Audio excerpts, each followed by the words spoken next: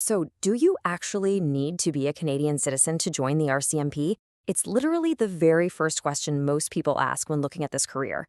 And honestly, the real rules, they might totally surprise you. Welcome to this explainer. Today, we're going to dive right in and find out exactly who can apply to become a Mountie. Well, the short answer is no, you don't. But, there is a catch. Permanent residents are absolutely eligible to apply, but only if they meet some very specific, mathematically precise conditions. It's not just a free pass. Section 1. Citizenship and Residency Rules. Now, for Canadian citizens, the path is pretty straightforward. You are eligible immediately, and you get access to all those specialized roles right out of the gate. But for permanent residents, it's a bit of a different story. You're going to face some strict, calculated timelines, and there could even be potential limits on getting top-secret clearances or international deployments later on in your career. If you are a permanent resident, you need to burn this exact number into your brain: 1,095. That is exactly how many days you must have physically resided in Canada. Basically, 3 out of the last 5 years. And heads up, time spent on a student visa doesn't count towards this. So yeah, it's probably time to dig out those old calendar apps and start doing some math. Section 2. Security and background screening. So why are these rules so strict? Well, because the RCMP handles federal policing and national security, a thorough background verification is absolutely crucial. They need that verified 3-year track record to demonstrate your commitment to Canada.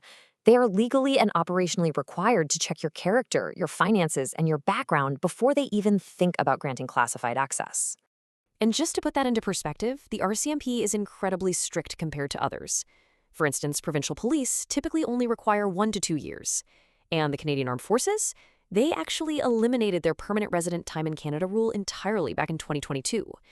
Because of this, the National Police Federation Union is currently discussing maybe easing these strict rules to help attract more international talent. But for now, the 1,095 rule stands. Section 3. Additional eligibility requirements. Of course, clearing the residency hurdle is just the beginning. You also need to meet a whole checklist of other standards. You've got to be at least 18 to apply, hold a Canadian high school diploma, be fluent in either English or French, pass the police fitness assessment, and on top of all that, clear a massive 10-year clean background check. Section 4. International background checks. Now, what if you've spent a lot of time traveling or living internationally? Well, any extended international absences mean you are going to face some major additional documentation review. And here is a real kicker.